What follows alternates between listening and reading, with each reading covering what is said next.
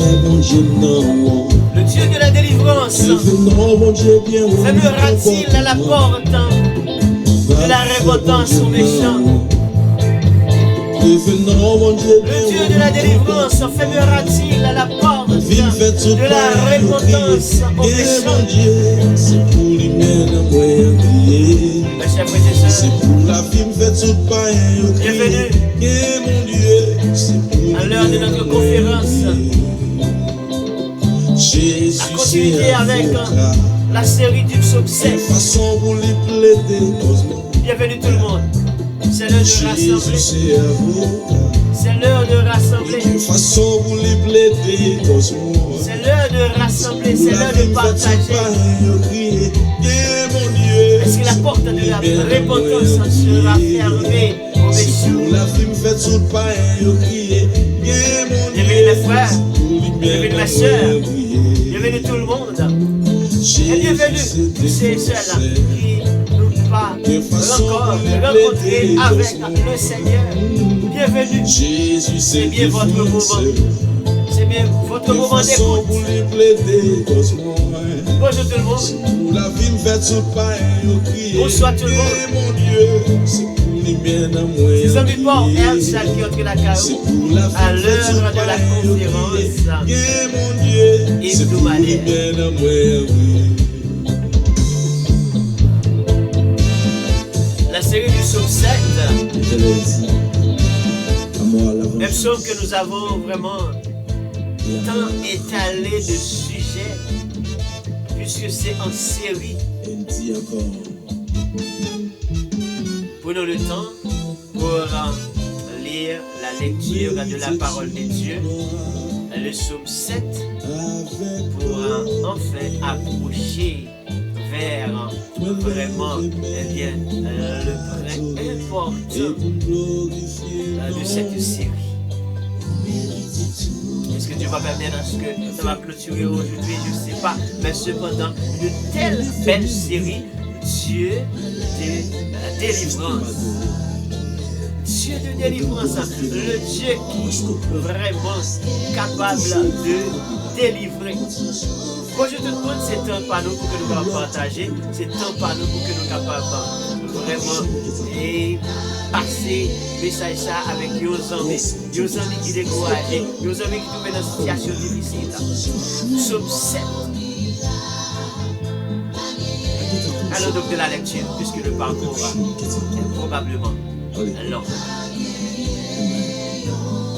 Puisque le parcours, peut-être c'est pas très court. Psaume 7. Chantez à l'Éternel, puisque c'était une complainte de David au sujet de Cush Benjamite. Éternel, mon Dieu, je cherche en toi mon refuge.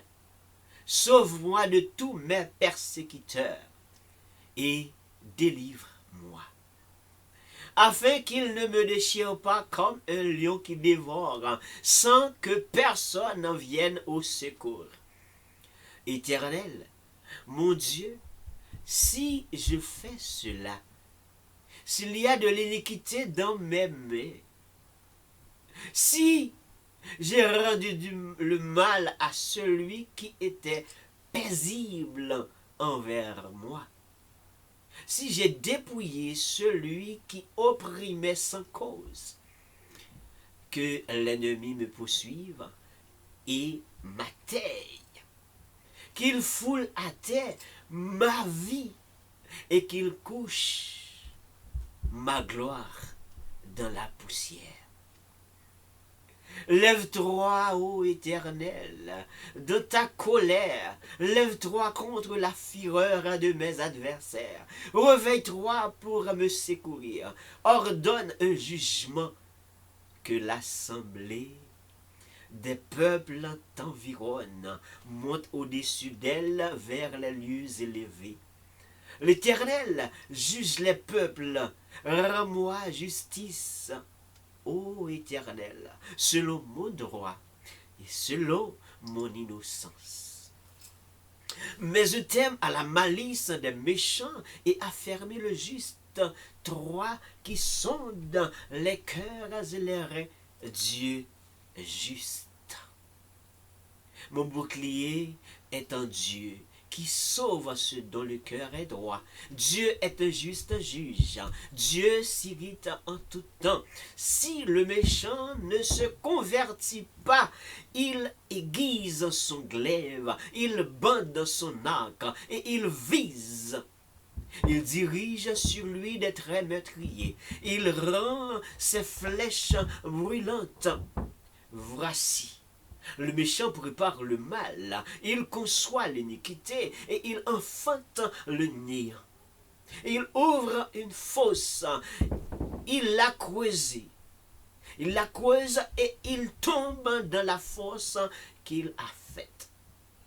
Son iniquité retombe sur lui, retombe sur sa tête.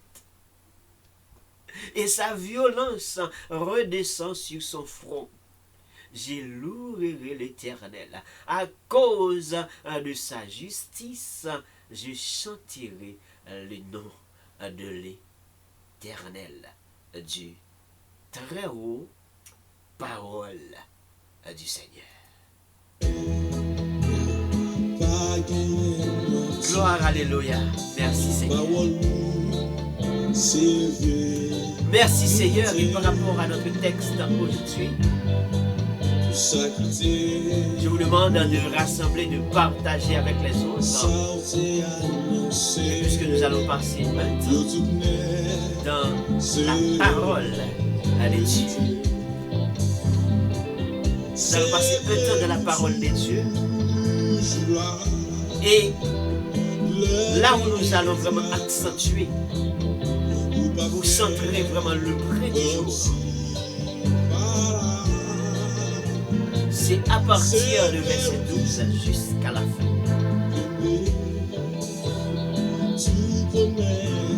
Le Dieu juste,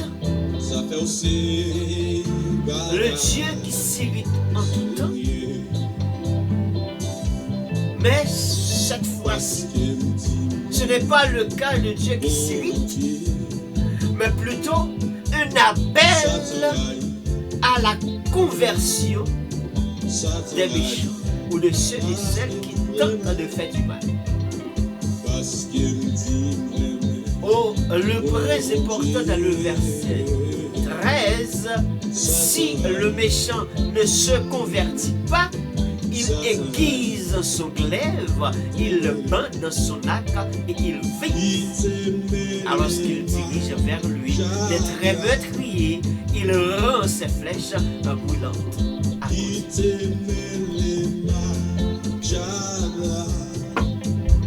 Mes chers frères et sœurs, bienvenue. Bienvenue à nous toutes qui rêvons mon Dieu. Bienvenue à nous toutes qui veulent faire mon Dieu dans honte. Bienvenue à nous toutes qui sont d'accord pour que les ennemis veulent plonger dans la honte et que mon Dieu pas de nous. Il dit qu'il est prêt pour que il est capable de délivrer nous. Si et seulement si, un mot que nous allons vraiment accentuer dessus, si et seulement si, que nous faisons appel à lui. Donc, appel au Seigneur. C'est là notre point du jour. Si le méchant ne se convertit pas, qu'est-ce qu'il attire sur lui? Si le méchant ne se convertit pas, qu'est-ce que le méchant, qu'est-ce que l'ennemi attire sur lui? Si l'accusateur ne se repentit pas, qu'est-ce qu'il attire sur lui? Pas parce que le serviteur David voudrait tout simplement dire exactement, voici ce qui va arriver envers le méchant, ce qui va arriver envers l'ennemi, mais la condition se pose.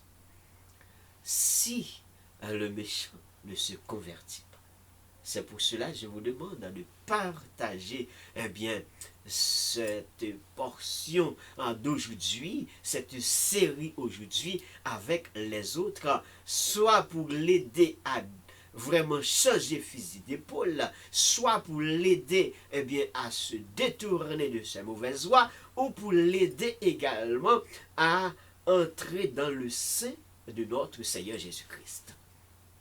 C'est extrêmement important. C'est ce que David a fait lorsqu'il était arrivé dans une situation très difficile. Il devrait faire appel envers le Seigneur afin que le Seigneur puisse venir en aide, afin de trouver un refuge en lui, afin de trouver vraiment une délivrance vers lui. Lorsqu'il dit, mon Dieu, je cherche en toi un refuge. Mais pourquoi cherche-t-il un refuge? Il cherche un refuge. Il fait appel à Dieu afin que le Dieu lui sauve. Parce qu'il y a tant de persécutions par des persécuteurs. Il y a tant d'accusations par des accusateurs. Il y a tellement de couches qui vraiment se rassemblent sur son dos. Et ils n'ont qu'un but. Atteindre vraiment pour atteindre leurs objectifs. Déchirer David comme un lion qui a rencontré vraiment et quelqu'un qui n'a pas de lieu pour le refuge, qui n'a pas de secours, déchirer, dévorer, sans que personne ne pourrait même pas porter secours. Alors que David fait appel avec ce Dieu-là. Et il demande un jugement. Il a réclamé un jugement. Bon Dieu réclamé un jugement. Bon Dieu, dans cette situation ça que lui retrouve là, il dit, Seigneur, j'ai besoin de refuge. Seigneur, j'ai besoin de côté pour me cacher. J'ai besoin de sauver. J'ai besoin de délivrer. Parce que j'ai un pile persécution. Mais puisque c'est une accusation que ont déposé sous d'homme, de par cette accusation, je fais appel à toi afin que vraiment tu viennes en aide, envers moi. C'est ce que David a fait dans le psaume 7. Parce que David ne veut pas que le lion, que ces lions-là, le déchirent. Il ne veut pas que cela, donc il est allé vers Dieu. Tout comme toi. Tout dépend de ta situation, tout dépend de ton problème, tout dépend vraiment de quelles circonstances dont tu es arrivé. Donc, il faut faire appel à Dieu. Mais à condition que tu connais Dieu, à condition que tu fais déjà la paix avec Seigneur Jésus-Christ. À condition. Et c'est cette condition que vraiment David fait vraiment référence avec, fait allusion avec, lorsqu'il réclame un jugement. Il dit, si vraiment ce qu'ils ont dit, si l'accusation dont ils ont porté sur moi, si la calomnie dont vraiment qu'ils ont déposé sur mon dos, si je fais cela, Seigneur, alors retrancher. Si je fais cela, si tu vois vraiment il y a de l'iniquité, Seigneur, retrancher. Si j'ai rendu du mal à celui vraiment qui était paisible, Seigneur, retranché. Tu es libre en tant que le grand juge. Si c'est vrai, mais que l'ennemi me poursuive, que l'ennemi vraiment prend ma gloire et roule à terre ma gloire. Mais cependant, selon cette complainte, d'arriver non seulement faire réclamer vraiment le jugement, mais après, arrive à une circonstance pour dire que, je sais que l'Éternel, dans sa colère, il peut se lever, il peut réveiller, il peut venir me secourir, et il peut dresser son jugement, il peut agir. Mais en même temps, il fait appel envers le méchant. Si le méchant accepte de se repentir, parce que le méchant a envie de dévorer. Le méchant a envie vraiment de dévorer David. Il fait appel envers le méchant, mais dit, enfin, envers le Dieu. Si maintenant le méchant accepte de se repentir, voilà à quoi que le méchant peut épargner. Mais si le méchant n'accepte pas de se repentir, c'est ce que nous allons voir. Si le méchant n'accepte pas d'entrer en mode de conversion, vraie conversion, pas de façon théorique, et c'est là que vraiment l'Éternel peut retrancher. Donc c'est la raison pour laquelle, eh bien, aujourd'hui, la question se pose. Le Dieu de la délivrance laissera-t-il une porte, j'ai dit quand même, une porte ouverte à la repentance des méchants? Le Dieu de la délivrance laissera-t-il une porte ouverte à la repentance des méchants? Est-ce que bon Dieu quittait vraiment une porte ouverte pour méchants capables de repentir? Est-ce qu'il quittait une porte ouverte pour que méchants capables de convertir? Est-ce qu'il quitte une porte ouverte ou bien automatiquement que méchant entre en mode de la méchanceté, automatiquement que méchant lui-même entre en mode d'iniquité, automatiquement que méchant entre en mode vraiment de faire des violences ou vraiment passer dans son esprit, tremper dans ses mauvaises intentions et puis pour faire du mal? Est-ce que automatiquement donc David demande au Seigneur d'agir ou bien le Seigneur est agi? Ou bien est-ce que David maintenant il laisse un espace pour que, eh bien, le méchant soit repenti? C'est ça le point de notre conférence aujourd'hui. Le Seigneur, en tant que Dieu de la délivrance, laissera-t-il une porte ouverte? Laissera-t-il une porte ouverte pour la repentance? Si le méchant ne se convertit pas, il aiguise son glaive, il bande son arc et il vise. Il dirige sur lui des traits meurtriers.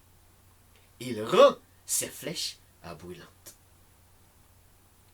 Tout ça, ce sont des conditions. Ce sont des conditions. Je peux aller plus loin pour poser quelques questions par rapport à notre point du jour. Ou la question la plus importante du jour, le Dieu de la délivrance fermera-t-il les portes? Fermera-t-il la porte de la repentance? Ou laissera-t-il vraiment, eh bien, des portes pour que le méchant soit changé? Donc le Dieu de la délivrance laissera-t-il une porte ouverte à la conversion? Non seulement à la repentance, mais également à la conversion à les méchants. Le Dieu de la délivrance, eh bien, fermera-t-il la porte aux méchants? Et par rapport à cette question, et notre point central là, du jour pour la série du psaume 7, pour continuer vraiment à aller vers la fin de cette série, je peux eh bien, également bien, aller vers quelques autres versions. Qu'est-ce que vraiment eh bien, qui pourrait arriver? Qu'est-ce que David voudrait dire eh bien, cela?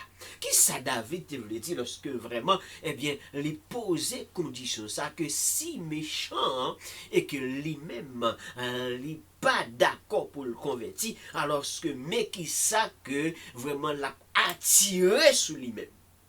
Peut-être quelques méchants, ou bien moun qui fait qui mal, moun qui fait ça qui mal là, moun qui trempe dans l'iniquité, il dit automatiquement ça va venir, ça va parler là, ça va paraître là, c'est que David voulait dire tout simplement automatiquement, eh bien, puisque méchant cruel, puisque méchant voulait dévorer là, puisque méchant voulait attaquer, puisque méchant voulait déchirer le tacou en lion, automatiquement c'est pour méchant entrer dans le trou, automatiquement c'est pour méchant capable vraiment, eh bien, piège là pour tout rentrer là-dedans. David ne voulait pas vraiment exactement, automatiquement dire cela. Mais David posait des conditions. David posait conditions. Donc, certainement, Dieu peut retrancher. Certainement, donc, le méchant peut attirer sur lui. Mais c'est si le méchant ne veut pas vraiment collaborer avec cette condition. Donc, dans la version lui second dit, si le méchant ne se convertit pas, il aiguise son glaive, il bande son lac et il vise. Regardez ce que Martin dit. Bible Martin. Si le méchant ne se convertit pas, Dieu aiguisera son épée. Si le méchant ne se convertit pas, Dieu aiguisera son épée. Il a bandé son arc et l'ajuste. Il a bandé son arc et l'a ajusté. Donc si le méchant ne se convertit pas, c'est alors que Dieu aiguisera. Dieu n'a pas encore aiguisé. Voilà la raison pour laquelle donc David n'a pas automatiquement accusé Cush, ou certains Cush qui a persécuté, ou certains Cush qui a fait complet sous dos, ou certains Cush qui dit là, pas là, ou certains Cush qui dit position ça pas position bon, ou certains Cush qui dit que vraiment, ou pas qu'à monter plus haut, ou certains Cush qui dit que vraiment grade ça ou pas qu'à prendre, et puis il faut qu'on mette profil en bas pour capable glisser puis tomber, automatiquement comme ça, on dit, si le cas j'étais, mais il faut que bon Dieu capable automatiquement lever le foie par terre. David pas fait comme ça, mais David laissait un espace de repentance, laissait un espace de réflexion, laissait un espace de repentance et de conversion. Donc, il laisse le temps pour que le méchant soit repenti, converti. Donc, version Martin, dit si le méchant ne se convertit pas, Dieu aiguisera le futur. Dieu aiguisera son épée. Il a bandé son arc, il a ajusté. Donc tout à l'heure, on va entrer dans ces termes pour vous bien expliquer l'arc et bien expliquer glaive. Je vais vous expliquer ça puisque c'est la conférence hebdomadaire. Donc, et d'autre part, Darby, version Darby, nous dit, si le méchant ne se retourne pas, Dieu aiguisera son épée. Il a bandé son arc, il l'a ajusté. Donc, là où Martin dit, si le méchant ne convertit pas, ou bien ne se convertit pas, Dieu aiguisera son épée. Et Darby dit, si le méchant ne se convertit pas, si le méchant ne se retourne pas. Donc, ce qui signifie que la voie où le méchant a pris, la voie où l'ennemi a pris, la voie où l'accusateur a pris, la voie où les comploteurs a pris, la voie où les calomniateurs vraiment, ont pris, ce n'est pas une bonne voie. Donc, voie V-O-I-E. Ce n'est pas une bonne route, ce n'est pas un bon chemin. Donc, il est important pour que méchant a détourné de mauvaises voies qu'il y a, de mauvais plans qu'il gagne, de mauvaises intentions qu'il gagne, de sa cap manigancer dans tête liya pour le capable changer, pour le capable faire en sorte de changer de position. C'est la raison pour laquelle on ne peut pas vraiment, dire David est méchant. David n'est pas méchant parce que le méchant cherche à le dévorer. Le méchant cherche à le déchirer. Mais David pose des conditions parce que David veut la repentance des méchants. David veut que le méchant change vraiment de conception. C'est pour cela que, il laisse vraiment cet espace. Un espace quand même important. C'est la raison pour laquelle, donc, est-ce que Dieu ferme la porte à la repentance aux méchants? Donc, dans cette circonstance-ci, donc, la porte n'est pas fermée. La porte n'est pas fermée. Mais c'est aux méchants de choisir. Si la porte doit fermer ou si la porte doit rester ouverte à la fin. C'est aux méchants de choisir. Ce qui signifie que, puisque David posait ces conditions de la conversion, et même de la repentance, donc, se fait convertir, ou la conversion, si on va aller dans un thème, eh bien, dans la racine, si je vais aller vraiment dans le latin, ça dit convertere. Convertere. Ce qui signifie généralement transformer, modifier, changer quelque chose ou changer quelqu'un. Une autre forme, une autre fonction, une autre nature. Donc, automatiquement, David fait appel à un changement. Route que méchant prend, c'est pas une bonne route. Donc, s'il tape bail méchant, il y a un conseil. S'il tape bail lumière, il tape dit changer, modifier plan, penser en l'autre gens, penser en l'autre façon, changer de nature. Au lieu de rester trempé dans la nature pécheresse, changer de nature. Transformer. Et automatiquement qu'il y a ce qu'on appelle la conversion, il faut qu'on voit la transformation. Depuis qu'il y a conversion, il faut qu'il y ait transformation. C'est la raison pour laquelle on ne peut pas se cacher derrière la théorie. Nous ne pouvons pas arrêter caché derrière théorie. Parce que théorie, nous avons plein raconter. Nous avons plein d'explications. Mais cependant, la pratique des choses, ce qui est plus important. C'est ça qui est important. C'est pratiquer. Donc transformer, donc ça fait appel à un changement. Modifier la nature des choses, ça fait appel à un changement. Dit pour que méchant est capable vraiment détourner, que s'il maintenant veut vraiment rester, gens que doit rester vivant, toujours été des grands penseurs, toujours été des grands influenceurs, que le méchant choisisse la bonne voie. Que le méchant choisisse la bonne voie. Parce qu'une fois il y a de la transformation, il faut qu'il y ait un changement.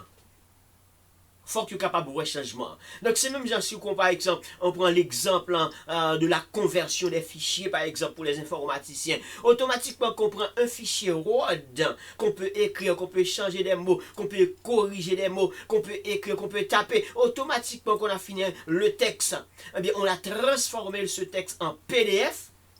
Donc ce fichier prend une autre transformation. Ça change. La façon que je suis capable d'entrer dans le fichier Word, me changer, m'écrire, me taper, automatiquement c'est transformé en fichier Word, fichier PDF. Donc, on arrête ça. On verra le changement. Je ne peux pas entrer là-dedans, j'en veux encore. Je ne suis pas capable de faire changement, j'en veux encore. À moins que je suis un expert pour avoir utilisé une autre application pour pouvoir transformer ce fichier PDF afin d'entrer là-dedans. Donc, je dois passer à une autre phase. Mais sinon, la transformation, on le voit. Tout comme si on parle de la transformation, par exemple, ou de la conversion des monnaies.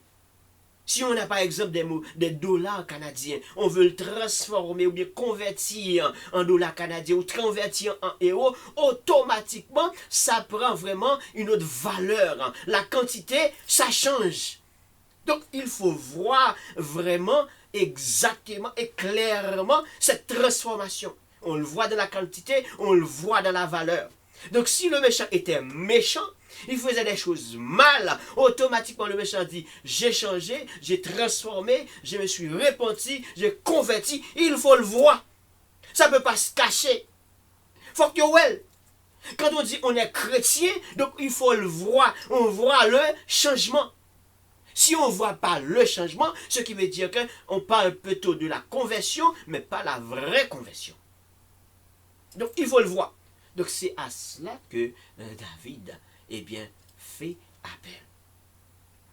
Mais pour la croyance religieuse, une fois parlé de la conversion, sur le plan, vraiment, sur le plan religieux, ça a amené quelqu'un à changer peut-être de religion, changer de comportement, changer d'opinion, changer de mauvaises intentions, changer de toutes sortes de choses que avant que la personne vraiment avait l'habitude de le faire. Donc ça doit changer. Les styles doivent changer. Les comportements doivent changer. Les positions doivent changer. Ça doit changer. Il faut voir ce changement. Si on ne voit pas le changement, on parle de la conversion, mais on ne peut pas parler de la vraie conversion. Il faut voir le changement. Il faut le voir. Si les personnes étaient catholiques, il y a un style, il y a un comportement, il y a une façon, il y a des cantiques, il y a des choses. Mais une fois que la personne entre dans le protestantisme, donc dans le christianisme, donc du protestantisme, on voit qu'il y a une sorte de changement. Il y a de langage, il y a des jargons. Ça change. Parce qu'on voit vraiment le changement. Et on voit également, donc pour le protestantisme, la confession de foi. On voit la confession de foi. Donc le changement est automatiquement là et présent. Donc c'est le cas, dans le cas du christianisme, de parler des chrétiens. Donc l'apôtre Paul, eh bien, a si bien vraiment montré ça, eh bien, dans 2 Corinthiens chapitre 5, verset 17. Il a dit que, effectivement, si quelqu'un est en Christ, donc on voit rapidement, il fait appel avec ce changement, il prouve le changement. Si quelqu'un est en Christ, il est une nouvelle créature. Les choses anciennes sont passées. Et voici toutes choses sont devenues nouvelles. Saleté qu'on fait longtemps, yo, li pas fait encore. Mauvais comportement drôle, mauvais comportement vraiment, eh bien, qui fait peur, mauvais comportement vraiment qui déchire les autres, mauvais comportement qui produit l'iniquité, mauvais comportement qui produit vraiment la violence. La personne change parce que la personne vraiment, eh bien, entrer dans une vraiment nouvelle, eh bien, créature. La personne vraiment est frappée par une nouvelle créature. Ça change automatiquement. Parce que c'est une personne en Christ. Donc la personne était païenne, la personne était païenne, la personne fait n'importe quoi, aller n'importe où, la personne agit n'importe comment. Ça, c'est pas grave. Mais automatiquement, que la personne est devenue chrétienne, donc la transformation est faite. On peut se comprendre pour les bébés de la foi, c'est pas grave. Parce que les bébés de la foi, ça grandit tranquillement. Les bébés de la foi, ça grandit tranquillement. Parlons de bébés de la foi, ce qui veut dire que les gens qui ont vraiment à peine converti, tranquillement de année en année, donc la connaissance entre la formation, donc l'étude, la prédication de la parole, donc au fur et à mesure, la personne change. On va voir ce changement. Mais si après, eh bien, des années et des années, on ne voit pas le changement, si après des années et des années, malgré l'enseignement, malgré l'étude biblique, malgré l'école du dimanche, malgré la prédication de la parole de Dieu, malgré vraiment les conférences évangéliques, la personne reste statique comme était avant, il n'y a pas vraiment de changement, il n'y a pas de conversion. Si oui, la personne est à l'église, mais on peut parler de la théorie de la conversion. La théorie de la conversion. Mais parce que ça se voit. Et quand la personne tombe, parce que la personne peut tomber, parce que la personne avait avant une nature pécheresse, qui va vraiment nettoyer, purifier par rapport au sang de Jésus-Christ. Donc, quand la personne tombe en tant que chrétien, la personne voit. Et la personne comprend. La personne arrive de quelque part, elle ne devrait pas aller. La personne fait des choses, mais elle ne devrait pas faire. Parce que la personne dit, je suis chrétien. Je suis chrétien. Donc, parce qu'à travers des comportements, on peut voir Christ. À travers des comportements des chrétiens, on peut voir s'il est chrétien ou pas. Mais à travers aussi de certains comportements, on peut dire, est-il un chrétien? Ou est-il vraiment un chrétien? C'est des questions qui se posent à tout moment.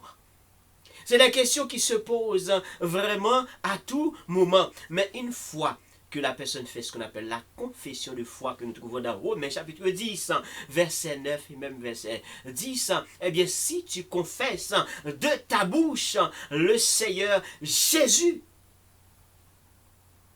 et si tu crois dans ton cœur que Dieu l'a ressuscité des morts, tu seras sauvé. Donc la confession de foi, c'est fait. Car c'est en croyant du cœur qu'on parvient à la justice. C'est un croyant, eh bien vraiment, eh bien c'est un confessant de la bouche qu'on parvient au salut. Le salut dont David fait référence avec, selon ce que l'Écriture dit. Donc, une fois confessé, une fois vraiment cette confession de foi est faite, et c'est là que vraiment apôtre Paul a vraiment trouvé vraiment force, courage et détermination pour dire que cette confession qui a été faite, cette confession de foi qui a été vraiment faite un temps, et maintenant, puisque vraiment quelqu'un qui est chrétien est grandi, il y a de certaine façon que la personne ne doit pas vraiment toujours continuer à poser. De quelques mauvaises habitudes, c'est bien que la personne prouve vraiment ce changement. Parce que cette confession de foi a été faite. Si quelqu'un est en Christ, c'est une nouvelle créature. Ce n'est pas la même personne. Mais quand il s'agit aux méchants qui n'ont pas encore, ou bien qui n'ont jamais eu la chance de rencontrer le Seigneur, c'est différent. C'est différent. Si les méchants ont eu déjà la chance d'écouter, la chance d'apprendre la parole de Dieu, et malgré tout, il transforme son cœur vers la méchanceté, et je pense que c'est là que David fait vraiment appel pour dire que si le méchant ne se convertit pas, voici ce que le méchant attire sur lui. Le méchant ne va pas attirer vraiment de bonnes choses, mais le méchant va attirer de mauvaises choses sur lui. Le méchant va attirer des traits meurtriers sur lui. Donc c'est pour cela que je vous dis que David n'a pas dit que le méchant va tomber dans des pièges, mais le méchant va attirer des pièges. Et surtout, c'est des pièges encore que le méchant a tendus. C'était des pièges que le méchant a manigancés. Ce sont vraiment des complots que le méchant a manigancés. C'était des bagailles que le méchant lui-même l'était préparé lui-même. Et que s'il n'est pas d'accord converti, et que ça l'a préparé, ça l'a comploté, ça l'a manigancé. Donc il faut que le méchant fasse attention pour que gens de bagaille ça yo pas venir retomber sur lui-même. Donc une façon pour ne pas accuser David comme étant un serviteur qui a choisi de prononcer du mal. D'abord, David cherche refuge, il cherche la délivrance de Dieu, et David posait la question, il met ça sur la table et dit, Seigneur, regardez ce qu'on dit de moi, regardez bien l'accusation, ils m'ont persécuté mais pour rien, mais regardez, est-ce que vraiment je fais cela? Si je fais cela, Seigneur, agis. David ne s'exclut pas. Donc dans le jugement, David ne s'exclut pas, mais David fait appel au Seigneur, et David est bel et bien inséré dans le jugement. Mais il dit, Seigneur, regardez selon mon droit. Est-ce que je fais cela ou est-ce que je ne le fais pas? Donc, regardez si je fais cela et si je ne fais pas cela. Donc, pour comprendre vraiment ce que David a fait, donc le mot que David a utilisé dès le commencement de ce verset, si, S-I, pour dire vraiment que David n'est pas automatiquement prononcer un jugement ou prononcer un verdict, mais le mot si, ça veut dire beaucoup de choses. Si, en français principalement, on peut dire une conjonction de subordination, introduisant une condition. Ah, c'est une condition, bien peut-être une hypothèse. Une condition. David pose une condition. David n'a pas condamné personne. David n'a pas du tout condamné l'ennemi. David n'a même pas condamné le méchant qui court après lui pour le dévorer, le méchant qui court après lui pour le déchirer. David n'a même pas condamné le méchant. Mais David pose une condition. Si. David pose des hypothèses. Comme exemple, si tu viens, je serai là. Mais si tu ne viens pas, je ne serai pas là. Donc c'est la condition qui se pose. Si vous vini, m'a là. Mais si vous pas vini, m'a là. C'est la condition que David suppose. Donc le si, ça pourrait peut-être poser vraiment des interrogations indirectes. Le si peut-être poser des questions par rapport à ce qui vraiment arrive. Si tu n'aimes pas ça, je m'arrête cela. Des conditions peuvent se poser, mais en mode si. Condition et hypothèse utilisées avec vraiment l'indication pour une condition probable. Probablement, le méchant va tomber. Mais rien ne dit que le méchant va vraiment tomber. Probablement, mais à condition que le méchant soit converti. À condition que le méchant soit repenti. Mais si le méchant ne se repent pas, si le méchant n'accepte pas vraiment de détourner de ses mauvaises voies, donc cette hypothèse va trouver place. Cette condition va trouver vraiment place. Donc c'est le si plus présent produit le futur.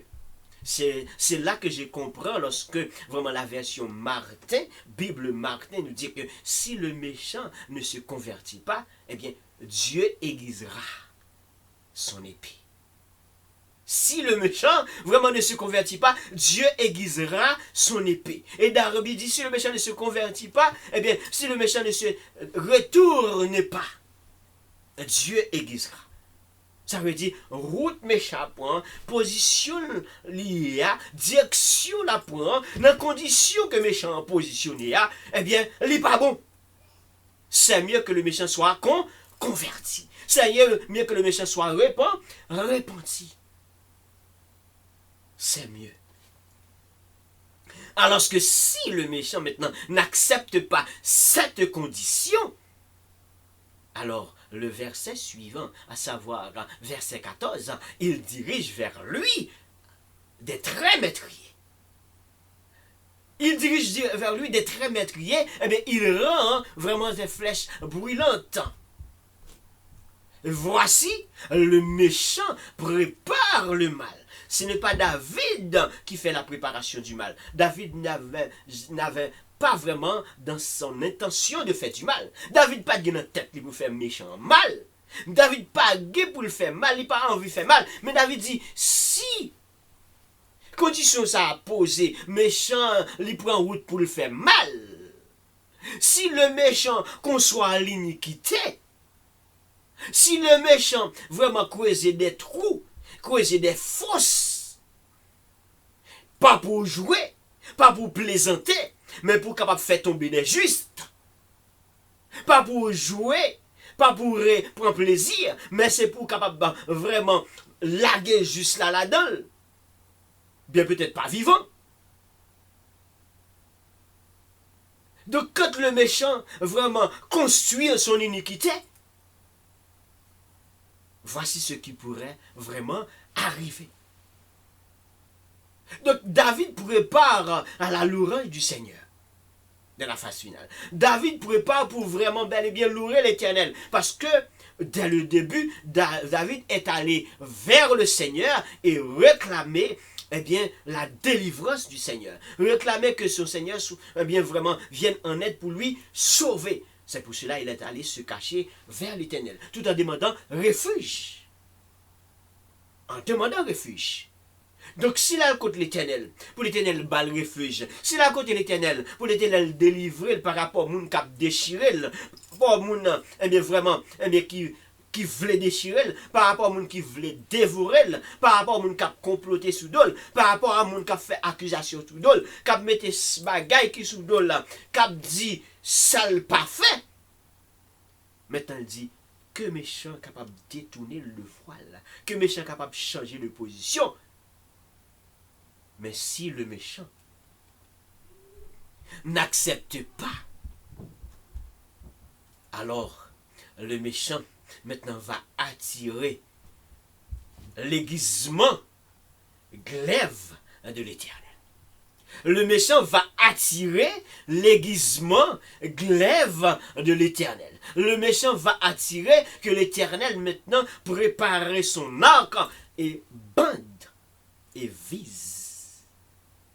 Tout ça, c'est si le méchant n'accepte pas de se repentir. Si le méchant n'accepte pas de se faire convertir. Si le méchant n'accepte pas, Dieu va aiguiser son glaive. Si le méchant n'accepte pas, Dieu va vraiment préparer son arc. Mais qu'est-ce que cela veut dire? Je vous avais promis, je vais vous expliquer c'est quoi glaive. Glaive qui désigne principalement une courte épée. Glaive, c'est une courte épée à 2 tranchants. Tu as dit en créole, il y a un couteau débat. Couteau, filet, débat. Donc c'est un couteau qui est préparé pour trancher de côtés. Mais, c'est l'épée, c'est une épée. Mais une épée courte. C'est ça, glaive. Une épée courte à 2 tranchants, utilisée notamment par les légionnaires romains, donc dans le temps ancien,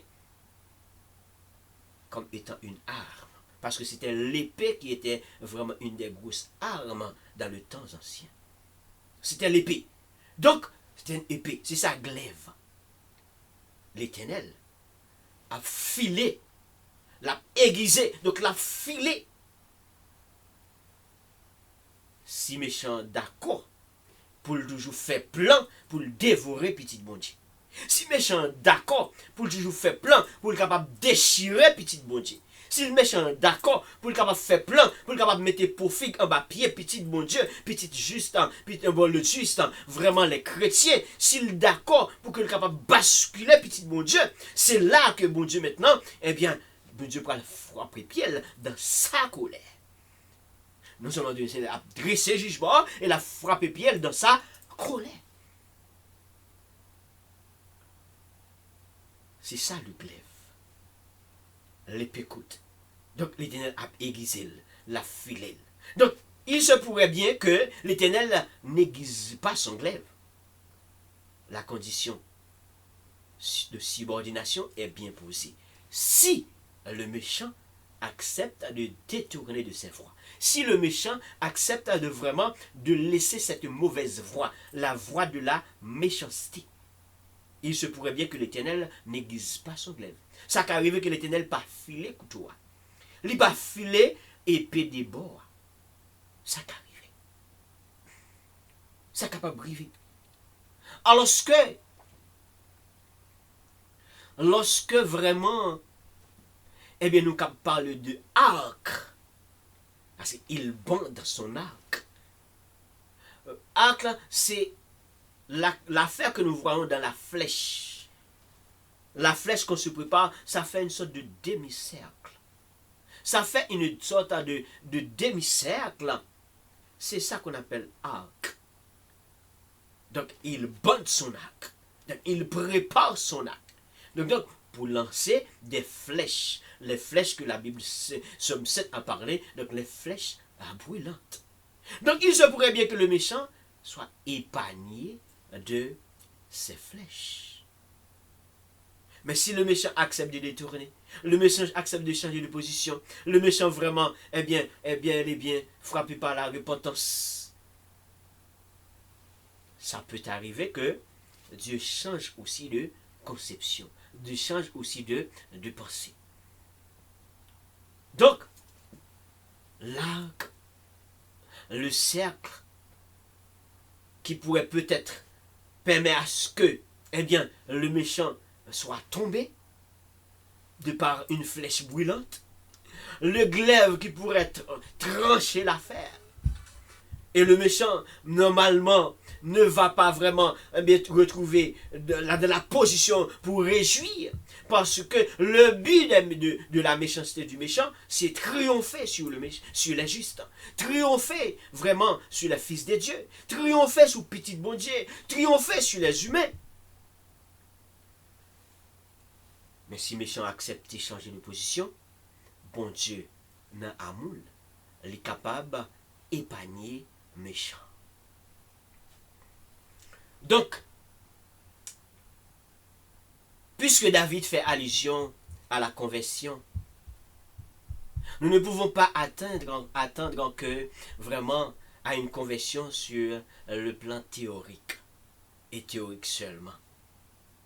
Car une conversion sur le plan théorique, c'est le fait de dire que je me suis converti. Je suis allé à l'église. Et à chaque dimanche, je suis toujours là. Cela pourrait être poser des questions. Quelqu'un fait preuve de la conversion, il est allé à l'église. La personne fait preuve de la conversion, la personne est allée à l'église. Mais est-ce que la personne grandit spirituellement en parlant? Est-ce que la personne, eh bien, de par des mauvaises habitudes, de par des mauvaises conceptions, de par des mauvaises actions, de par des mauvaises œuvres, est-ce que la personne change? Est-ce qu'on voit la transformation? Donc, si nous allons rester sur la théorie des choses seulement, mais nous allons vite tomber dans un arc cinématographique. Donc pour cela, faisons appel à la vraie évangélisation dont la Bible a parlé. Il faut qu'il y ait vraiment une confession de foi et par la suite une transformation. Donc, véritable évangélisation, droit fait, mais également véritable transformation, cela aussi doit fait. Faut gagner vraie conversion, faut gagner de vraie transformation, et faut que également gagner moun pas bon Dieu, petit pas bon Dieu, qui pour disponible à aller claironner, aller partout et propager la bonne nouvelle pour ça yo qui toujours a trempé n'en fait ça qui mal pour qu'on capable connaître que on doit changer de position, changer de conception. Donc faut qu'il y ait une vraie évangélisation qui se pose. Donc la véritable évangélisation est la proclamation fidèle de l'évangile, c'est-à-dire la bonne nouvelle du salut en Jésus-Christ.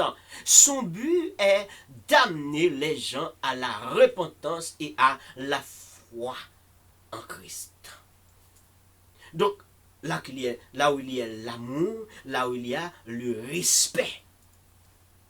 Donc, le témoignage doit se faire avec bienveillance, mais sanctifié dans vos cœurs, Christ, le Seigneur, étant toujours prêt à vous défendre avec douceur et respect devant quiconque vous demandez raison de l'espérance qui est en vous.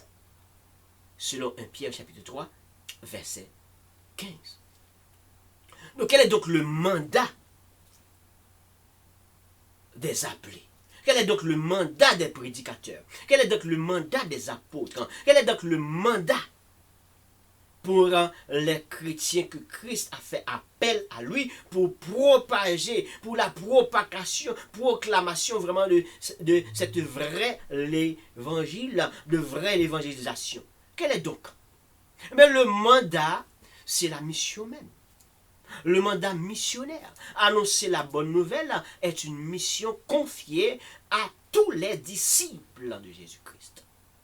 À l'effet de toutes les nations des disciples. Et baptisons-les au nom du Père, au nom du Fils et au nom du Saint-Esprit. Donc une telle bonne nouvelle, ce n'est pas l'affaire d'un homme. Une telle bonne nouvelle, ce n'est pas l'affaire de missionnaires. Une telle bonne nouvelle pour la belle proclamation et la propagation, ce n'est pas l'affaire d'un homme, ce n'est pas l'affaire de gâteau personnel. Quelqu'un doit retrancher la façon dont il veut. Donc Dieu fait appel et Dieu prépare afin que les justes appelés, préparés pour la propagation de l'évangile, soient allés partout le monde et prêcher la bonne nouvelle. Pas mauvaise nouvelle. Pas mauvaise intention, bonne nouvelle. Pas annoncer de mauvais plans, bonne nouvelle. Pas monter des accusations, bonne nouvelle. Et pour enfin que le monde, les humains qui ont entendu, les humains qui ont accepté cette bonne nouvelle pour en faire fait dans la confession de foi, soit avoir une vie chrétienne. Et cette vie doit être cohérente. Donc, les actes et l'amour fraternel témoignent également de la foi. Que votre lumière ainsi brille devant les hommes, afin qu'ils voient vos bonnes œuvres et qu'ils glorifient votre Père et qui est dans les cieux. Selon Matthieu chapitre 5, verset 16. Donc, quand cette confession de foi est là, et Dieu, de par ta préparation et la chance que tu as, Dieu t'a choisi pour que tu sois un chrétien, pour que tu sois choisi et pour aller porter sa parole, il faut qu'on voit les bonnes œuvres. En tant que chrétien, il faut qu'on voit les bonnes œuvres. En tant que les gens transformés, il faut qu'on voit les bonnes œuvres. Et l'amour fraternel est bel et bien là. Avec respect, comme nous venons de dire dans la Bible, selon 1 Pierre 3, verset 15. Respect et amour. Dieu a prescrit tout cela. Respect et amour. Donc, ce qui veut dire que si nous disons que nous sommes chrétiens, nous avons fait la confession de foi, après le nombre des années, on a vraiment laissé l'espace de bébé de la foi. On a transcendé après le nombre des années et que on ne voit pas vraiment les bonnes œuvres, on ne voit pas vraiment les bonnes actions chrétiennes se posent. Et quand on est tombé, on ne voit pas rapidement, on est allé vers le Seigneur pour faire une confession, pour dire Seigneur, j'ai péché contre toi et j'ai péché contre toi seul. Il y a un problème de la vraie confession. Sinon on va rester sur la théorie de la confession. Nous ne voulons pas rester dans la théorie de la confession. Voilà la raison pour laquelle vraiment le Dieu de la délivrance, David a fait appel à lui. Eh bien, est-ce que ce Dieu de la délivrance peut automatiquement irriter et prononcer son jugement? Dieu laisse un espace. Oui, il peut irriter. Quand les méchants là, il fait trop, Dieu peut irriter. Dieu peut frapper ses pieds et dans sa colère. Mais Dieu laisse vraiment un espace de repentance. Donc, quand Dieu laisse l'espace de repentance, donc le Dieu de la délivrance, il use de la patience. Il use de la patience avant même d'irriter contre les méchants. Avant même de prononcer ses verdicts ou son verdict pour chaque personne, chaque humain, Dieu use de la patience. C'est pour cela que la personne va dire, pourquoi Christ a venu vraiment? Non, Dieu use de la patience pour l'autre qui peut connaître, pour plus de monde qui attendait, pour plus de monde qui vient quoi, pour plus de monde capable d'entrer dans le pâturage. Mais en même temps tout, ça y est qui peuvent détourner de mauvaise voie pour que vous plus capable d'entendre et comprendre. Tendez et comprendre. Donc,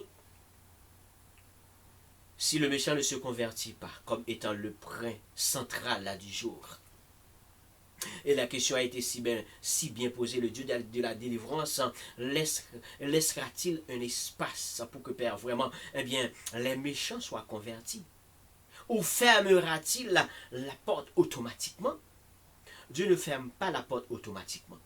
Dieu laisse une porte ouverte. Dieu laisse une porte ouverte pour la repentance. Dieu laisse une porte ouverte pour vraiment la conversion. Vraie conversion, sans la théorie. Oui, la théorie pour la connaissance, mais la pratique est plus importante. La pratique est plus importante. Donc si le méchant dont David parle dans le psaume 7, donc David n'a pas dit au méchant, donc tu vas mourir, tu vas tomber, tu vas vraiment terrasser. David n'a pas dit, mais David a posé les conditions. D'abord, David est allé chercher secours vers l'Éternel. David est allé chercher la délivrance vers l'Éternel. David est allé chercher la miséricorde du Dieu vivant. Une fois maintenant, il se retrouve vraiment caché dans les bras du Seigneur, caché dans la grotte du Seigneur. Maintenant, il dit, Seigneur, maintenant analysez la situation. Regarde si je fais cela. Regarde si vraiment ce qu'on dit de moi. Regarde si ce que Cush a dit dans le psaume 7, dans le complot du temps à l'époque de Saül. Donc, puisque Cush, c'était un allié de Saül, il est allé porter vraiment des accusations sur David, afin que Saül, le roi qui était l'ennemi farouche de David, automatiquement Cush a apporté, et le roi Saül a entendu. Le roi Saül est en fureur, le roi Saül veut déchirer, le roi Saül veut dévorer. Donc, David n'est pas automatiquement se mettre en fureur contre Cush et se mettre en fureur contre Saül, mais cependant, David demande à Dieu d'analyser la situation. Si je fais cela, agis. Si mes mains sont trempées dans l'iniquité, agis. Mais si mes mains ne sont pas trempées, Seigneur, agis pour moi. Protège-moi, sauve-moi, délivre-moi et agis. Et quelques questions importantes pour vous. Puisque c'est le méchant qui va choisir avec le libre arbitre s'il va se détourner de mauvaise voie ou s'il va rester dans la mauvaise voie. S'il va toujours choisir continuer sur le même chemin ou s'il va retourner ou rebousser le chemin. S'il va changer fusil d'épaule ou pas. Puisque c'est le méchant qui va choisir. David dit que eh bien, le méchant va bien peut-être diriger sur lui des traits meurtriers. S'il pose des mauvaises actions, il va eh bien, penser à poser des mauvaises actions sur les justes, sur les hommes de Dieu, les filles de Dieu, mais il va bien peut-être penser à faire cela. Il va bien peut-être à les faire tomber, mais ça pourrait arriver que le méchant monte vraiment des pièges. C'est peut-être lui qui va tomber là-dedans. Il va bien peut-être monter des complots, c'est peut-être lui encore qui va retomber dans ces complots. S'il va bien peut-être, eh bien, vraiment faire des mauvaises choses, et puis c'est lui qui va encore tremper là-dedans. Et quelques questions pour vous, mes chers frères auditeurs, présents à l'écoute. Si le méchant savait, comme le psaume 7 à partir vraiment de verset 13 qui pose la question si le méchant ne se convertit pas, pour arriver jusqu'à la fin au verset 17, là où l'ensemble des choses qui pourraient peut-être arriver le méchant, je me poserai quelques questions. Si le méchant savait,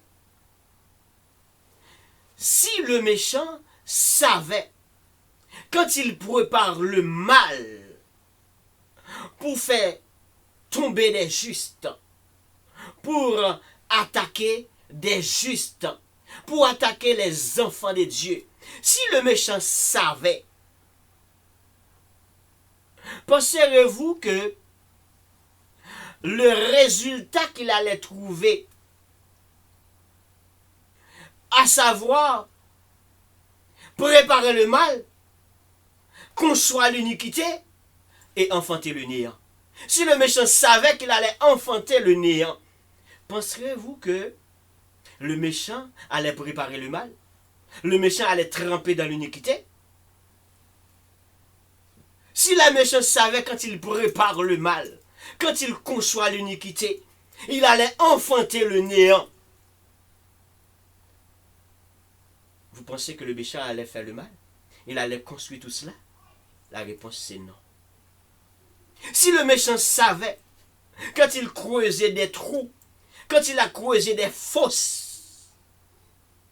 pour enfin enterrer les fils de Dieu, les justes, et puis au lieu de creuser des trous pour les justes, au lieu de creuser des trous pour les humains, et encore ce qu'il va recevoir comme résultat, c'est que c'est lui encore qui allait tomber dans la fosse qu'il a creusée, dans la fosse qu'il a faite. Penserez-vous que le méchant allait creuser des trous?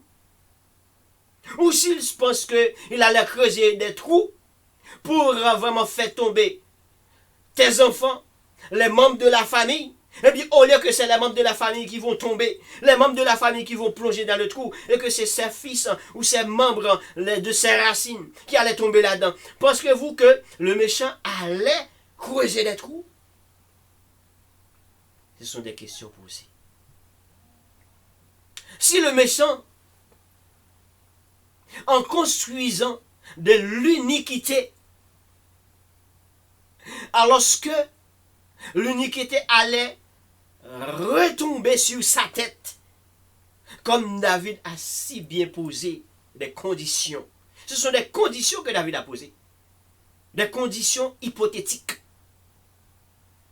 S'il possède, lorsqu'il a construit l'iniquité, pour faire du mal envers les humains, et puis ces iniquités allaient retomber sur sa tête, pensez-vous que l'ennemi, ou le méchant, ou ceux qui font la méchanceté, ceux qui pratiquent la violence, allaient construire ces iniquités-là? Dernière question. Si le méchant savait, lorsqu'il allait préparer la violence, monter des complots pour aller faire des violences, pour aller déchirer les humains, dévorer les humains, lorsqu'il a bien fait ses montages, eh bien, au lieu de frapper par la violence les humains, les fils de Dieu, les justes, les chrétiens, et puis la violence allait redescendre sur ses fronts ou sous son front. Pensez-vous que le méchant allait faire de la violence? L'ennemi allait faire des montages de violence? L'ennemi allait penser à dévorer les enfants de Dieu, dévorer les fils de Dieu, dévorer les humains? Non! Le méchant n'allait jamais penser une chose pareille. Jamais penser une chose pareille, préparer du mal, conçoit l'iniquité, et puis enfanter le néant. Creuser des trous, creuser des fosses, et puis qui allait tomber là-dedans? C'est lui. Construire l'iniquité, et qu'il allait retomber encore sur sa tête, il n'allait jamais construire l'iniquité. Préparer des violences, et puis au lieu que il allait faire de violence sur les fils de Dieu, et puis le glaive de l'Éternel était déjà bien aiguisé des deux côtés, qu'il attend. Pensez-vous que l'ennemi allait faire des violences sur les humains, sur les enfants de Dieu, sur les proches, sur les membres de ta famille ou sur toi? Non, le méchant n'allait jamais faire cela. Et c'est la raison pour laquelle David a posé ces conditions. Si le méchant ne se convertit pas, il allait attirer sur lui tous ces traits métriers. Ces traits métriers, qui sont des traits métriers? Eh bien, traits métriers, l'aile préparée mal là, c'est des traits métriers. L'aile couillée trois, c'est des traits métriers. L'aile construit ça, elle construit de malio, mais c'est pas pour capable de dire que triompher, pour montrer que l'a bien passé, mais c'est pour le capable de faire mal, pour que le capable de triompher, il pas ta chambre fait parce qu'on est très meurtrier ça pour aller tomber sous tête li, il va tomber sous front, il capable même tomber sur ses membres de sa famille, il n'allait jamais faire cela. Et c'est là que le prêt est important. Si le méchant ne se convertit pas, alors combien qu'il est important que le méchant soit converti? Combien qu'il est important que le méchant soit vraiment confessé de sa bouche que Christ est le Seigneur? Et si, et seulement si, que le méchant était sur la mauvaise voie, combien c'est important que le méchant soit détourné de ses mauvaises voies. Détourné de ses mauvaises voies. Afin que la porte qui reste ouverte, qui c'est la repentance, soit appartient à lui. La porte qui reste ouverte, qui c'est la conversion, reste vraiment à lui. La porte ne sera pas fermée, mais c'est si et seulement si. Pensez-vous que David était méchant? Pensez-vous que David était posé vraiment de mauvaises conditions? Non, cette condition avait eu de bonnes places. David n'a pas prononcé, mais David a posé des conditions et David a laissé une belle porte ouverte sur l'influence de l'inspiration divine. Donc David vraiment a bien écrit ses récits et posé cette condition. Et je pense qu'à partir vraiment de cette conférence, Vous êtes tellement bien comprendre vraiment cette série. Et si vous êtes là pour la première fois, cette série commence vraiment pas mal de temps. Il y a pas mal de points qui ont été vraiment débattus dès vraiment le commencement. C'est peut-être en la fin ou proche de la fin de cette série. Mais c'est une série qui est tellement riche quand quelqu'un veut te faire du mal. Pour pas courir, condamner, mais garder autour de vous-même. Est-ce qu'on en tort? Lequel que fait des accusations, monter des complots, est-ce qu'on méchant? Ou est-ce que c'est méchant, eh bien, qui n'a pas besoin vraiment de vraies raisons pour que le faire tomber, depuis le manigance dans la tête, il veut faire tomber, tant qu'on cuche, il veut faire tomber, eh bien, le manigance. Et le comploter avec moun qui pense qui parle, wow, moun qui pense qui est ennemi farouche contre vous, et puis là, le rencontrer, là, le rassembler avec eux, et puis là, il dit, ou fait ceci, ou fait cela, juste pour capable faire tomber. Alors David fait appel à la repentance des méchants. David fait appel à la conversion des méchants, et également, c'est important pour nous qui sommes là, présentement en train d'écouter cette conférence, ce grand point du jour, qui a pour titre le Dieu de la délivrance. Fermera-t-il cette porte à la repentance pour les méchants? Mais non, il ne fermera pas la porte, mais la condition est bel et bien posée. Le Dieu de la délivrance fermera-t-il la porte envers tous ceux et ceux qui sont actuellement, qui n'ont pas encore rencontré Christ? La porte n'est pas fermée. La porte est bel et bien restée ouverte. Mais si vous êtes dans une mauvaise voie, je vous demande de détourner. Si vous êtes sur des mauvais chemins, je vous demande de détourner. Si toi qui nous écoutes es sur un mauvais chemin, je réclame que tu prennes conscience de retourner de ce chemin-là, de cette mauvaise voie-là.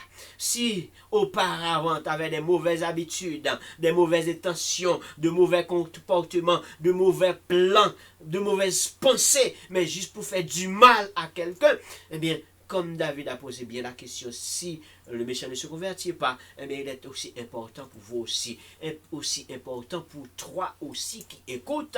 Il est important de retourner de tes mauvaises voies, de se repentir, de convertir. Alors que la repentance, tout comme la conversion fait appel, eh bien, envers ce qu'on appelle la transformation, vraie transformation, et la repentance fait appel à une conscience. Et s'il faut réparer les dégâts,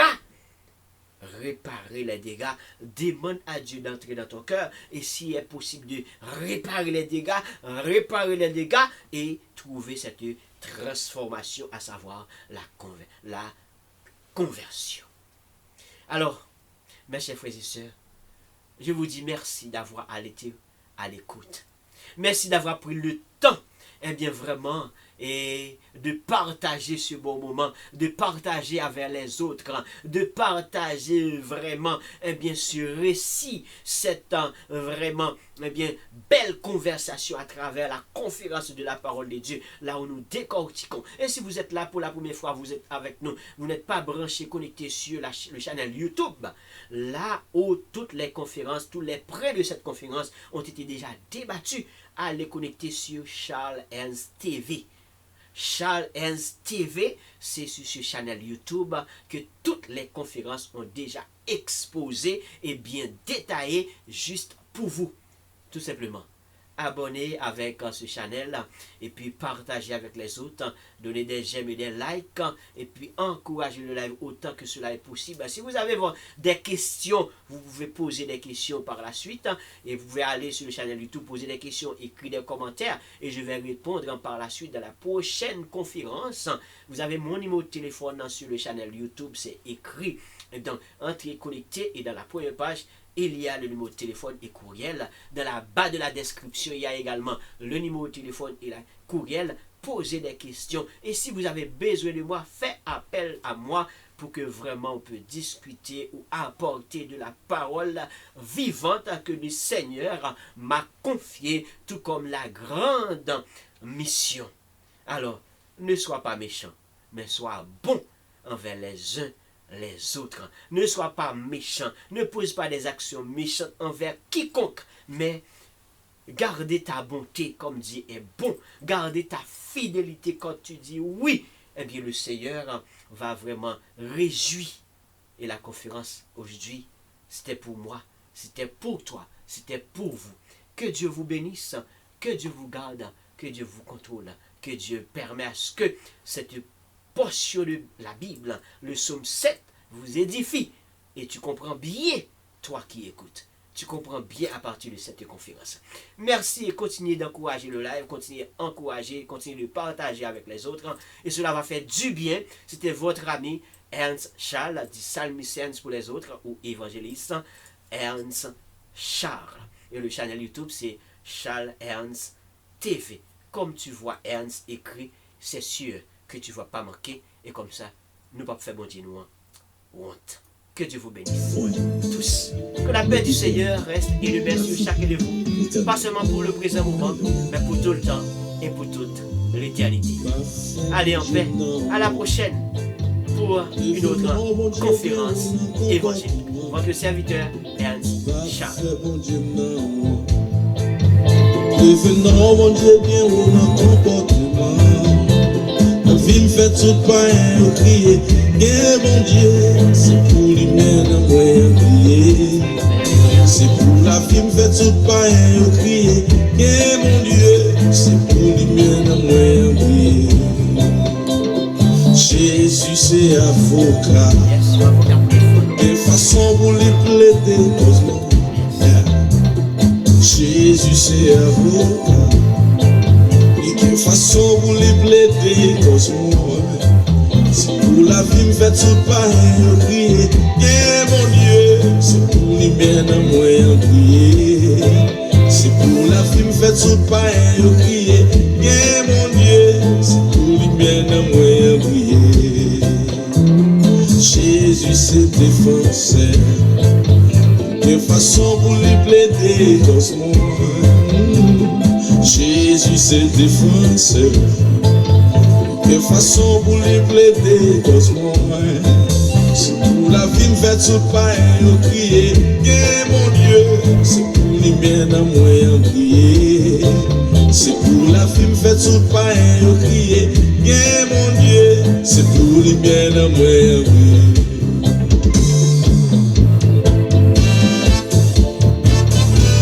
Je l'ai dit, amour à la vengeance. Et amour à la rétribution. Elle dit encore.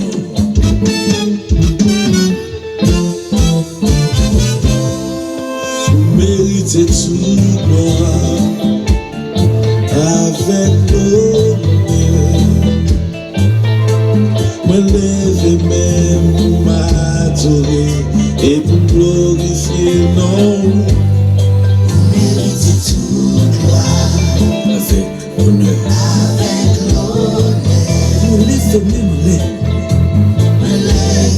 Juste pour m'adorer et pour me glorifier non. Parce que là, on toujours fait gros miracle. L'autre coup, pas changer les amours.